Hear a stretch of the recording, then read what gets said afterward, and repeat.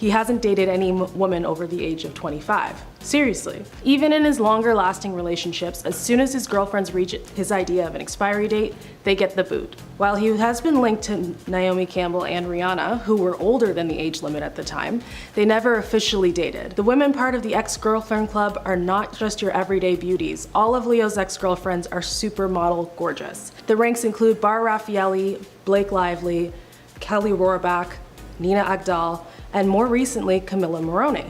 At the tender age of 20 years old, Camilla began dating Leo, who was 43 years old. If you're keeping count with me, that's a whopping 23-year age difference. I'm sure a lot of people would find dating someone who could be your daughter kind of gross. All signs point to immaturity, which is an immediate red flag. Number 9.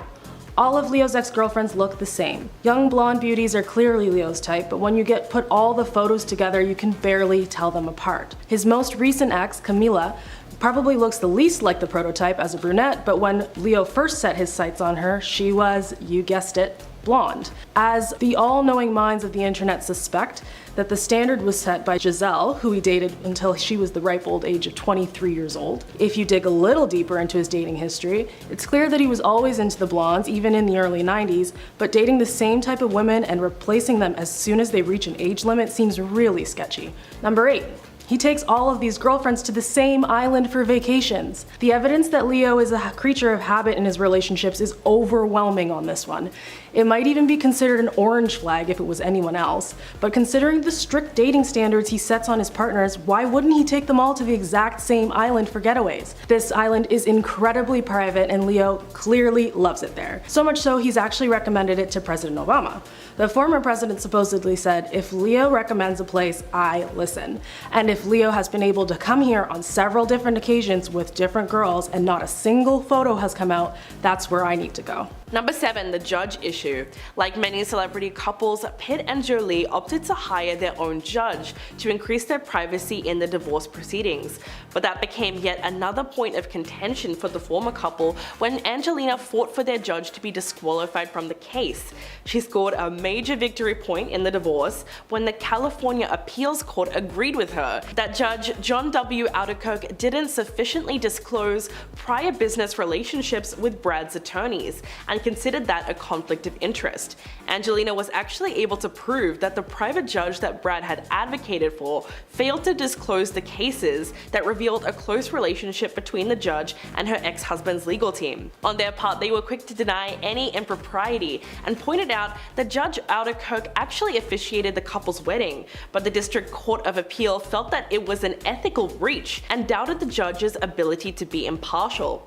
So it was a bit of a shady move on the part of Brad's lawyers, but it might have just been all for nothing, as in 2020, Brad was granted joint custody of his children with a tentative ruling, much to Angelina's frustration. Number 6. Avoiding child support. In August of 2018, Angelina accused Brad of not paying any meaningful child support for their 6 children after the divorce. The actor countered that he had actually loaned her $8 million to buy a home, plus $1.3 million for bills. Angelina's attorneys slammed Brad in a statement to Us Weekly, citing the incident of September 2016 as the reason that Angelina and the children needed to move from the family home. Her rep further insinuated that he was charging her interest on a payment plan, and that she will of course honor that loan. Quote, "A loan is not, however, child support, and to represent it as such is misleading and inaccurate." The rep added that Angelina was requesting that Brad pay 50% of the kids' expenses, because she has had to shoulder the majority of those without his contribution for the past 2 years. Quote, "Child support is not optional in California. Typically, a father of means would pay these expenses voluntarily without the need for a request or a court order." The former couple's constant back and forth fighting over finances still hasn't ended. In fact, Brad is reportedly suing his ex-wife for allegedly secretly selling their $116 million winery without his knowledge. Number 5. Whitewashing. We certainly can't talk about red flags without bringing up the controversy surrounding Bullet Train. Brad has recently come under fire for allegedly whitewashing Japanese culture in his new blockbuster movie, which is an accusation that has his fans divided. The action-packed movie takes place in Japan on a high-speed train heading from Tokyo to Kyoto, which sounds great except for the fact that the majority of the cast involved are from Western countries and are not ethnically Japanese, leading many to accuse the filmmakers of insensitive casting choices. As Brad is the film's main lead, a lot of the criticism naturally falls on his shoulders, not to mention the fact that his character was originally written as Japanese in the source material. Not only are the majority of the film's main cast white, but the passengers of the bullet train are largely white as well, while the few background actors that do appear to be Japanese have no prominence in the story or speaking lines. The movie is based on a novel by the same name, written by author Katara Izaka, who has stood by the casting choices, but people are still upset regardless, because similar instances of whitewashing have occurred in recent movies, like Doctor Strange or Ghost in the Shell, so audiences are becoming increasingly frustrated with miscasting. Number 4. The lighting lawsuit. Odile Soudan was once considered a friend of Brad and Angelina before they ran into some major issues. In fact, the famous French designer ended up suing the couple in 2017 over massive unpaid bills for the lighting in their Chateau Miraval home. Soudan claimed that the former couple simply stopped paying for her work that she did on 4 buildings of their 40-room mansion in France. While she did not have a written contract with the former couple per se, she claims that Brad gave her the green light to do whatever she wanted to make their home beautiful. Soudan took him at his word and racked up a $29 million bill in the process. She hired architects, designers, lighting and acoustic specialists, and even went to an optical engineer to calculate the angle of the sun's rays on the chateau. But she soon noticed that the former couple stopped paying for her project after her billings reached around $6 million. Before the lawyers got involved, Brad emailed her insisting that he was a fan of her work and that she should not legally attack them because they could figure it out amongst themselves. But it was no use, as in 2017 they were ordered to pay her roughly $674,000, including extra for damaging her reputation. Number 3. Leonardo Dicaprio's environmentalism stops as soon as it's time to travel. Leo's holidays are always lavish. He owns an island off of the coast of Belize and his vacations are frequently to new destinations. But I have to say, partying on a 350-foot mega yacht in St. Barnes that burns an estimated 300 gallons of diesel an hour likely does more damage to the environment than you or I will ever in our entire lifetime. In the same breath, Leo constantly calls out attention to the dangers of climate change and urges people at home to take it seriously. Clearly, he doesn't think it's serious enough for him to adjust his lifestyle. Number 2. Leo's close friends with a sketchy past. Leo's closest pals have been friends with him for almost 30 years. The likes of Tobey Maguire, Lucas Haas, and Kevin Connolly have all been spotted with him consistently. The gang of guys gained a moniker too salacious to be repeated here for being a randy group of guys only after one thing. They would go out on the town in search of women and a good time, not caring if anyone else was in the way. Beyond party boys in their natural habitat, there's a laundry list of illegal poker rings, lawsuits, and bad behavior attached to this group. All red flags here. And our number 1 red flag, Leo's been rubbing shoulders with political figures. Over the years, Leo's been invited to thousands of events and meetings with prominent figures. The ones that stick out the most as the most red flag behavior are his cozying up to political leaders and religious figures alike. Has been spotted visiting Pope Francis, and concerningly, he's met one-on-one with Russian President Vladimir Putin. Leo has stated that all of these visits were related to his foundation and on climate change, but his tactics of getting close to major world leaders to get his way are unsettling at best. Number 10. New York Post article. Let's start things off with one of the earliest red flags we really should have caught. This one goes on all the way back to 2005, when a New York Post article written about Jared Leto's controversial behavior as a celebrity opened up with the line, quote, "Jared Leto likes him young." This was truly one of the earliest references to alleged concerning behavior, and it goes to show you that people were starting to pick up on his strange dating habits from early on. The article claimed that Leto was more than just a regular Hollywood playboy, but that he was, quote, aggressively pursuing many of the teen models shacked up at the Maritime Hotel while in town with his band 30 Seconds to Mars. According to the article, the actor, who at the time was most known for his breakout role in Requiem for a Dream, had become infamous for calling and texting some of his underage objects of desire several times a day. A source close to the star told the article that Leto was constantly texting underage girls and even called it a little creepy. Although the article didn't really affect Leto's work very much, it's still strange that his behavior has been an open secret in Hollywood for quite some time. Number 9. Extreme method acting. The controversy surrounding Leto's extreme method acting recently came back to light with the release of his latest film Morbius. Leto was well known to be someone who often takes method acting to the extreme and has been harshly criticized for it by many in the industry, and it's not difficult to see why. In order to prepare for his role as Dr. Michael Morbius, Marvel's very first on-screen vampire, Leto would reportedly remain in character for the duration of the shoot, even pretending to be disabled in between takes and using his character's crutches even on his bathroom breaks. While speaking to a Prox magazine, Morbius director Daniel Espinosa confirmed this and even added how Leto's technique became a problem on set as the actor would take too long to move around between each scene. Espinosa then added that Leto had to be given a wheelchair to move around for the sake of speeding him up because his antics on set were actually wasting a lot of time. But this left many people who have seen the film to wonder, all that for Morbius? I mean, the film was a critical and box office failure, so it's difficult to see how all that extra preparation was worth it. Number 8. The fan tattoos. Leto's band 30 Seconds to Mars are known for having an intimidatingly large and devoted following, but it seems some of the interactions between the band and the fans often push that relationship too far. When they were gearing up to begin production on a new video, the band invited fans to get lyrics of the song tattooed on themselves in order to feature in a clip, a move that even the fans themselves have branded as irresponsible. According to a post on the band's website, in order to be eligible for the video, fans must submit footage of themselves quoting to a camera, "I am the echelon," which is the name given to the band's group of fans. They also had to include footage of their tattoo before, during, and after it was healed, as well as write a paragraph on why they're getting the piece. The band, led by Leto himself, know full well how much influence they have over their fans, so encouraging young ones to get tattoos just for the purpose of a few seconds of footage can be seen as reckless. Considering this was only one instance of the many times the band has crossed the lines in regard to their fans, it's safe to say that the group was always comfortable taking advantage of the trust and adoration of their followers. Number 7. The shocking age that Leo met his most recent ex-girlfriend. Camila and Leo are no more, and I don't think that it's a coincidence that she just so happened to turn 25 earlier this summer. The pair were originally introduced to each other through another Hollywood A-lister, Al Pacino.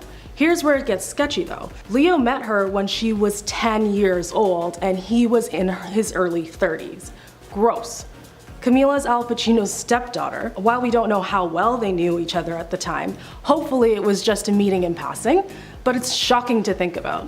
In July 2019, Camila posted photos of Humphrey Bogart and Lauren Bacall, another Hollywood couple with a very distinct age gap, and captioned it, "A love like this." By drawing comparisons to her 23-year age gap relationship and Humphrey and Lauren's 25-year age gap, it's clear to see that she didn't think anything was wrong with the relationship, although she may have forgotten to factor in Leo's expiry date in her plans for a long-lasting romance. Number 6. Less than 2 weeks after breaking up with Camila, he was spotted with another woman. Leo was spotted at New York Fashion Week getting cozy with Gigi Hadid after breaking up with Camila, his girlfriend of the last 4 years. Clearly doesn't take him very long to recover from a big breakup. Leo's back on the prowl with his sights set on the newest blonde for the lineup. Based on the factors we've seen so far, Gigi fits the bill. Blonde, supermodel certified gorgeous. However, there are a few things that may throw a wrench in his rebound plans. Nobody freak out. Gigi is 27. If Leo can get past that age qualifier, there's also the matter of the child she shares with her ex, Zayn Malik. Now, if I were Gigi, I would take all of these red flags at face value and head for the hills, unless she really wants to go to that private island. Number 5. Leo reportedly pays big money for the best PR firm available. Sunshine Sachs is one of the most exclusive PR agencies available, so much so that they frequently turn down A-list clients and they don't even have a website. You have to have the right connections to get in with them, and they offer some of the best services the industry has to offer. Considering all of his interesting dating habits, it's no wonder Leo's been with the company for years. Ken Sunshine, the CEO of Sunshine Sachs, has mentioned Leo by name in interviews and articles, proving his close ties with the company. Reportedly, Leo doesn't interact with anyone who hasn't signed an NDA. Maybe this is just an attempt to keep some of his limited privacy, being one of the most recognizable faces on earth, but this move raises a red flag. Number 4. Leo's self-titled foundation. The Leonardo Dicaprio Foundation, or the LDF, is so attached to Leo's personal brand that it doesn't even have its own website. The LDF seems to be directed towards creating a better world for all of its inhabitants by targeting conservation of species, oceans, wildlands, and tackling climate change.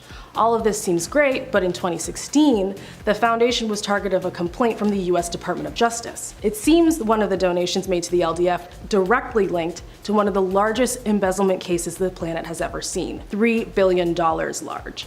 And if that's not enough to set off alarm bells, then there's the matter of the foundation being classified as a donor-advised fund, meaning that it doesn't have to file public disclosures of its revenue, expenditures, or disbursements. So we have no idea if any of the money they receive goes to any of the causes that the LDF claims to support.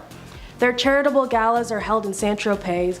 They're reported to be filled with all kinds of debauchery at the low price of just under $12,000 a ticket. Number 3, called out on Twitter. Leto really seemed to be getting some backlash in the era of the Me Too movement. It seemed that out of his fellow Hollywood celebrities, not everyone was willing to be silent when they heard that he was behaving inappropriately towards young women. In 2018, Suit Life of Zack and Cody star Dylan Sprouse came forward on Twitter to directly accuse Leto of those exact things and bring the disturbing allegations to light. Sprouse tweeted, quote, "Jared Leto, now that you've slid into the DMs of every female model aged 18 to 25, what would you say your success rate is?"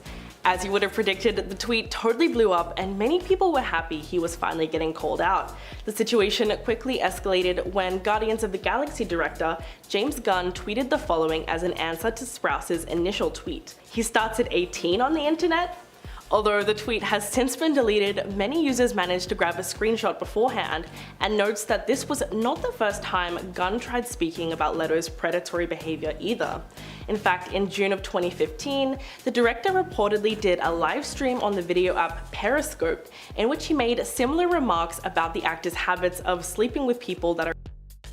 Number 2. Misconduct towards celebrities. One of the more serious allegations that Leto faced was his misconduct towards underage celebrities. In an article published by Screenshot Media, an even further accusation towards Leto was highlighted.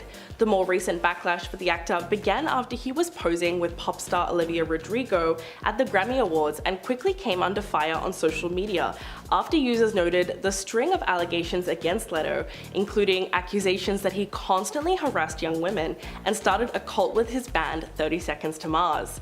19-year-old Rodrigo took home 3 Grammys from that Sunday night award show, including Best New Artist that was actually presented to her by Leto.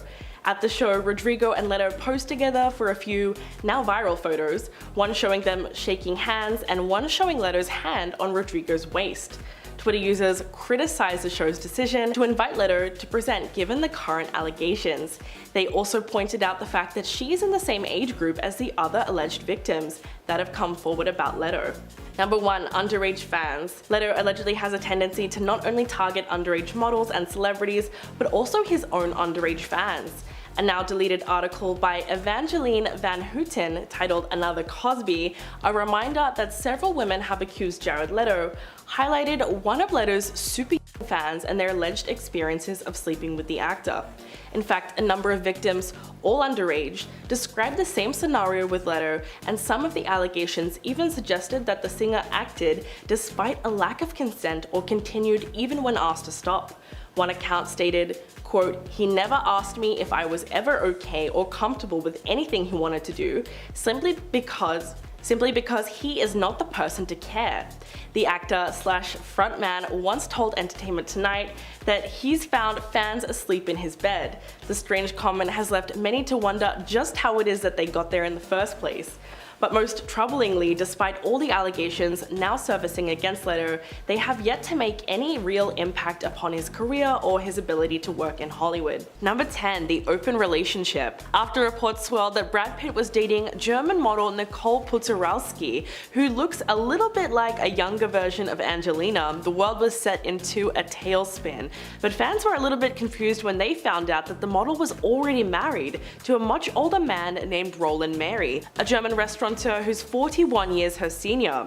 Not only that, but Pitt allegedly met her through her husband. A source told the Daily Mail that Brad had been coming to Roland's restaurant for years, and he was then introduced to his wife Nicole, and she passed him her number. The two of them were eventually spotted in the south of France at Chateau Miraval, the estate he shared with Angelina. To make matters worse, the trip allegedly occurred near what would have been his and Jolie's wedding anniversary.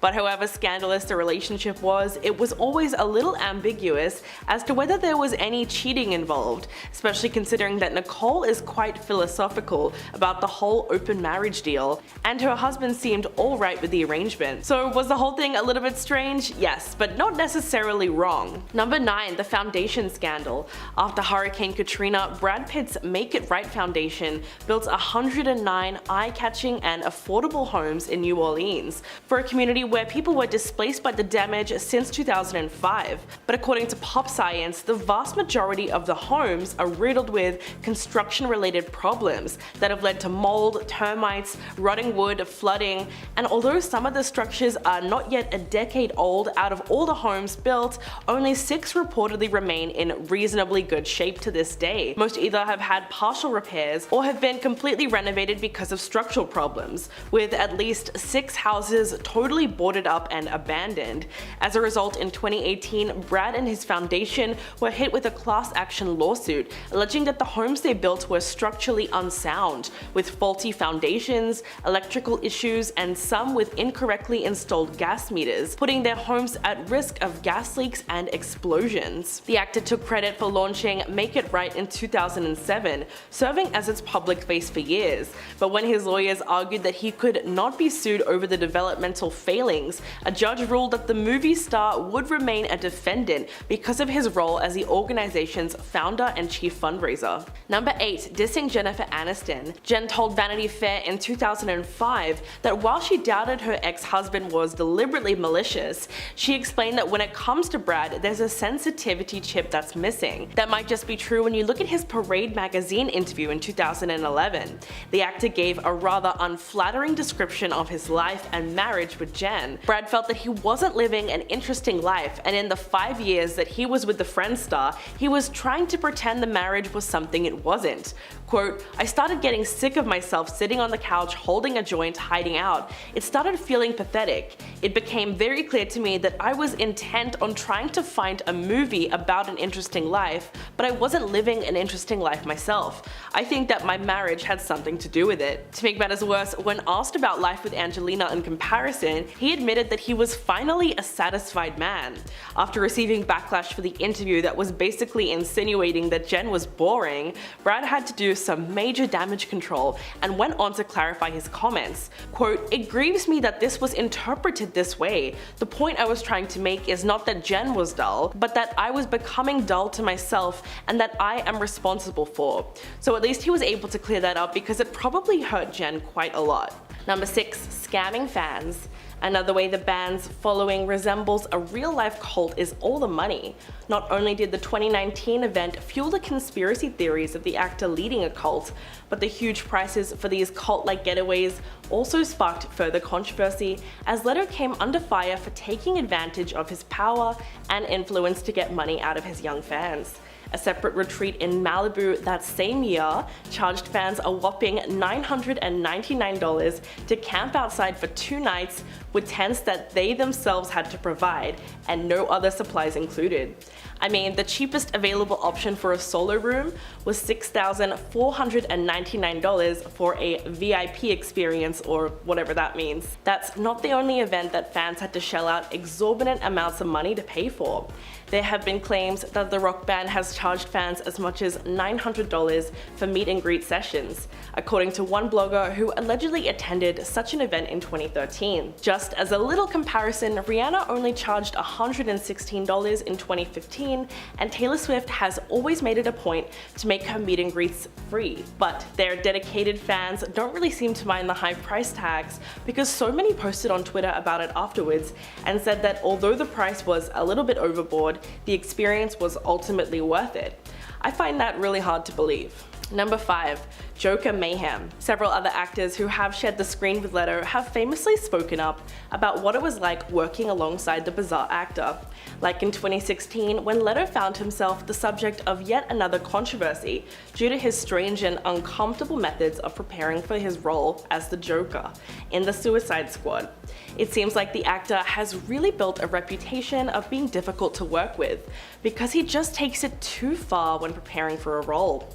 As a way to connect with his character, Leto would send wildly inappropriate gifts to his co-stars, such as dead animals, objects that are meant to be used in the bedroom, and items that are highly contaminated, all in the name of a prank. The backlash Leto experienced due to the vulgar gifts he sent his Suicide Squad castmates was not well received by the actor at all. During a 2016 interview with E!, he attempted to justify his actions, much to his co-star's disdain, after having described him as jarring. Quote, "I did a lot of things to create a dynamic, to create an element of surprise, of spontaneity, and to really break down any kind of walls that there may be there. The Joker is somebody who doesn't really respect things like personal space or boundaries. But honestly, what was the point of disturbing his co-stars to such a degree? The movie also bombed, and many critics pointed to his performance as part of the reason why." Number 4. The sleepover competition. This one really solidified the band's reputation as creepy. In 2013, 30 Seconds to Mars were promoting their 4th studio album, Love, Lust, Faith and Dreams, with a really weird and completely inappropriate giveaway. The winner of said competition would get to spend what the band called, quote, "a magical night in Leto's bed at his home." Yes, you heard that right. The prize of the competition was actually called a sleepover, which you could potentially win if you paid in advance for their album. That's not even the craziest part of all this. There were reportedly 6 lucky winners for the sleepover, and one of them ended up being chosen to sleep in Jared's bed. The winner, who just went by Tess, later posted on her blog that Leto's bed was actually a coffin. I mean, talk about red flags. While the premise of the competition was crazy, apparently travel was included, and so were vegan pancakes. This goes to show you that Leto is acutely aware of the degree of fan dedication. In 2013, he actually said, quote, "If people like 30 Seconds to Mars, they really, really like it. We have this cult, this family, these believers. It's this knowledge that has given the band a sense of entitlement which is so ingrained that they feel that they can get away with pretty much anything when it comes to their fans." Number 4. Dating Juliette Lewis. When they met on the set of Too Young to Die, Brad Pitt and Juliette Lewis were infatuated with each other and went on to date for 3 years. The film was quite a big break for both actors, who were still climbing the Hollywood ladder at the time, but it was clearly a great romance, as years later Brad would go on to label the relationship as one of the greatest. So why was it a red flag? Well, he was 27 at the time and she was only 17. But it was the 90s, right? Well, no, actually, it was always a little bit creepy, considering the fact that Juliette was still in high school at the time. When speaking about the whirlwind romance, she told Daily Mail in 2010, quote, "I was a teenager at the time. It was a lifetime away. I was in my high school years and it was a wonderful, loving relationship with a fun, smart guy. Then it was over and he went on to become incredibly famous. The duo certainly seemed in love, as they were constantly hitting up red carpet events together, like the premiere for Thelma and Louise or The Last of the Mohicans. But the relationship was still a questionable one and falls into a morally grey area because of Juliette's age at the time." Number 2. Working with Weinstein. In a recent interview, Angelina Jolie opened up to The Guardian about her experience with the disgraced movie mogul Harvey Weinstein, speaking about his unwanted advances. Quote, "It was something I had to escape. I stayed away and warned people about him. I was asked to do The Aviator, but I said no because he was involved. I never associated or worked with him again. It was hard for me when Brad did." She went on to admit that it was very difficult for her when Brad continued to work with him, despite the fact that he tried to take advantage of her when she was 21. The couple fought over Brad's decision to take on Inglourious Basterds in 2009, which was distributed and co-financed by the Weinstein Company, and again in 2012 when he approached Weinstein to produce his film Killing Them Softly. Angelina makes it clear that Brad was well aware of what happened to her and went against her wishes anyway, which caused a great deal of pain. The actor made headlines for an interview with CNN, condemning Weinstein, and spoke about a time that he confronted him for preying on his then girlfriend Gwyneth Paltrow. So it's safe to assume he always knew about the Hollywood predator and was still happy to keep working with him. Number 1. Accusations of domestic violence. Angelina Jolie and Brad Pitt's separation has been anything but a smooth process since it began, back in 2016. Their divorce seems to become messy and messier as years go by, especially after a disturbing allegation by Angelina last year, who filed court documents against her ex-husband that claimed that she was a victim of domestic violence. In fact, the court documents state that the actress and her children are willing to offer proof and authority in support of these allegations. She also agreed to provide testimony, along with the testimony of minor children. So where did this serious accusation come from? Well, in 2016, news broke that an altercation on a flight from Nice, France to Los Angeles had ultimately sparked the reason for the couple's divorce, as Brad was drinking heavily on the flight and allegedly physically hurt their oldest son, Maddox. He was subsequently investigated by the Los Angeles Department of Children and Family Services and cleared. Brad reportedly told the FBI that he had shouted at his son, but insisted that he did not attempt to physically harm him, his wife, or any of their other children. The actor has since also admitted that he was facing difficulties with alcohol at the time and attended Alcoholics Anonymous following the divorce. So it's possible that the incident was just a family argument that happened to escalate.